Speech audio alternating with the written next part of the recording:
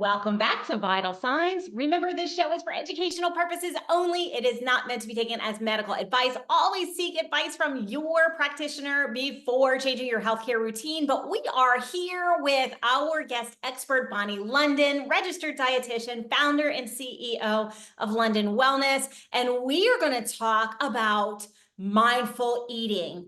I love this topic. It is something that I was not aware of until about 7, 8 years ago, and it has literally been life-altering for me. So Bonni, I'm really excited to have you back to talk about mindful eating. So let's dive in. What does it mean to eat mindfully, and why can it be so transformative for our overall health? Well, first of all, mindful eating is not a diet, and it doesn't talk anything about what you're eating, but rather it's how you're eating, right? And really eating in a way that you're not giving judgment to it, but also paying attention. So, in other words, a lot of people don't realize if you cannot do two things at one time. So, if you are sitting in front of the TV eating popcorn, you don't appreciate the same food. You can't be paying attention to both at the same time. So it's basically a style of eating. And yes, it is a major tool that I get people to engage in that actually does really help change their relationship with food and their bodies as well. Well, I love what you said in the beginning of this, and it's being non-judgmental about what we're eating. I like to call it sensual eating in my world, because it's paying attention to what it smells like, the flavors. I'm a foodie, so like enjoying that and truly being present in that moment is so incredibly important for me, and it's been truly transformational for myself. But for some of our audience who might be new to mindful eating, what are some of the simple, practical ways that they can start incorporating this into their daily routine without feeling overwhelmed? Okay, well, first of all, there's no fast food. We need to make, I mean, seriously, we want to make it an event. So even if you're by yourself, so you're sitting at a table, you have silverware, and again, there's no distractions. So that would be like phase one. There's nothing else going on again, and you're making it feel kind of special. This is like an important event, is feeding yourself. So that would be one of the simple things. And then I always do talk about portions with people too. If you're a fast eater, guilty, guilty, guilty. So this is like maybe a little bit more of an advanced strategy. I have people actually taking two plates. One plate is where you put your food on that you intend to eat, and the second plate is empty, and you just slowly take over a bite at a time. I know this sounds a little bit, but I am telling you, this is like a little trick just for people who are not accustomed to eating at a regular pace. So is this kind of similar to you're at a restaurant and they put the family style and you spoon out what you're going to do, but what you're doing is you're spooning out a bite at a time into the plate in front of you? I'm trying to visualize this. Oh yeah, no, I think that it's a challenge, and we have to realize that in our modern time, do you know we have much larger plates that used to be like the serving plates in the back time. And then this is funny. So recently I inherited the silverware from my parents, and I realized how much smaller the forks were in 1985. Are you kidding me? Like They're this like is salad forks now. and so the thing is, you have to think from the mind, which is another trick actually. We want to fill up our plate. It makes us feel good to have that filled up plate. So you could actually get smaller plates and have a contrasting color. For a while, I had red plates in my house because when you see the contrast between the fish, the chicken, pasta, and the plate, it's more satisfying. So that's another kind of little trick. Wow, that's a lot of information. So I just want to kind of go through this, because if you're new to this, maybe food, make eating an event. And if you're a busy mom and you've got kids all over the place, guess what? This is something we can engage our children in.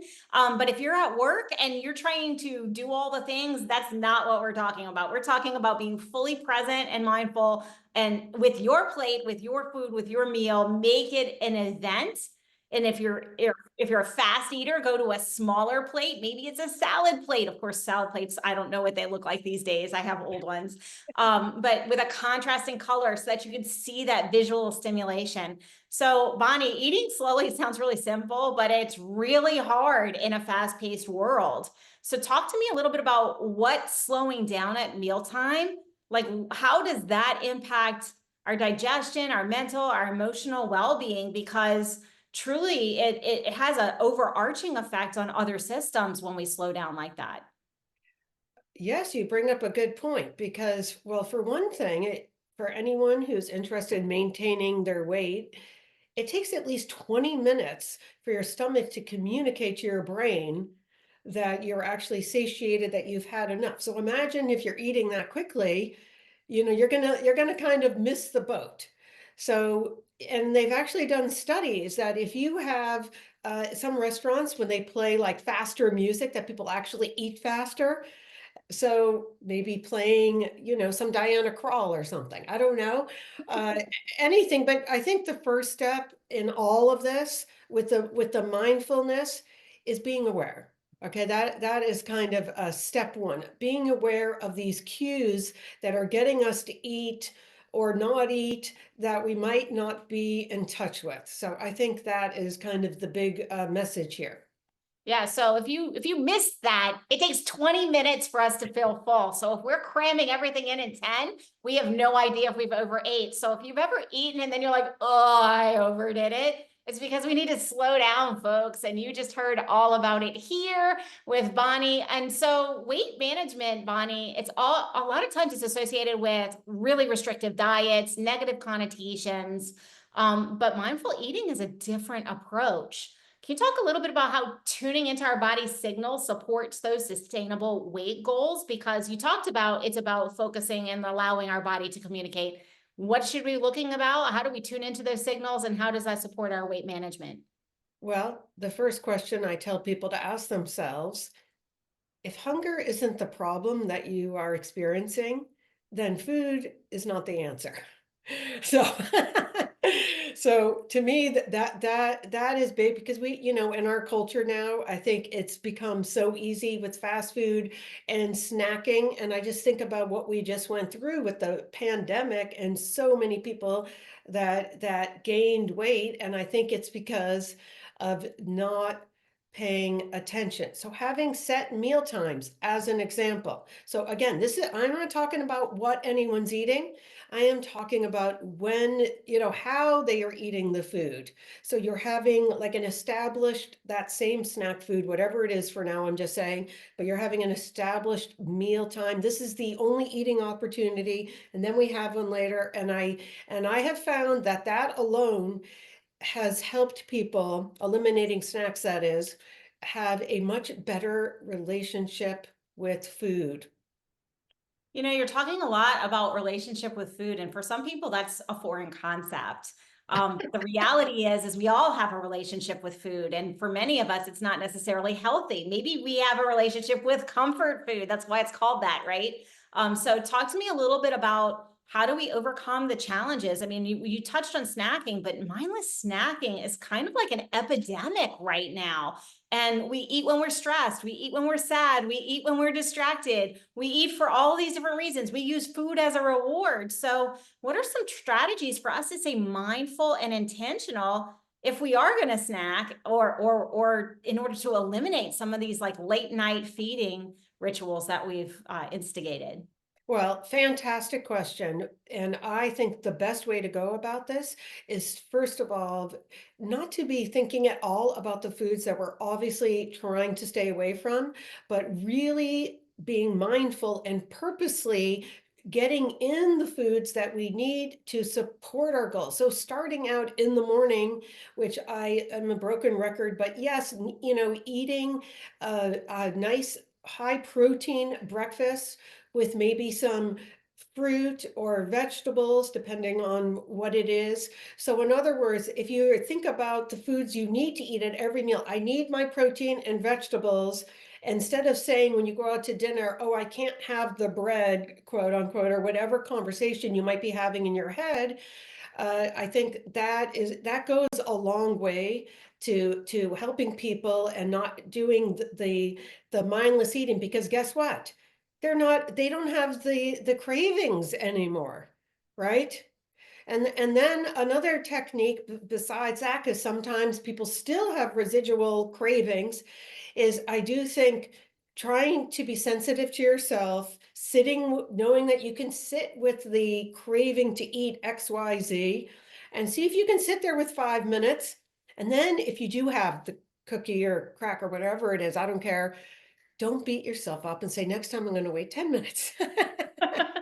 And then finally, I want to just respond to some healthy snacks. If you do really need a snack, what I do recommend to have around just to nibble on, if you had, is something that's going to blunt the blood sugar so you're not hungry. So like a handful of high-fat nuts, like macadamia nuts, like a few, okay?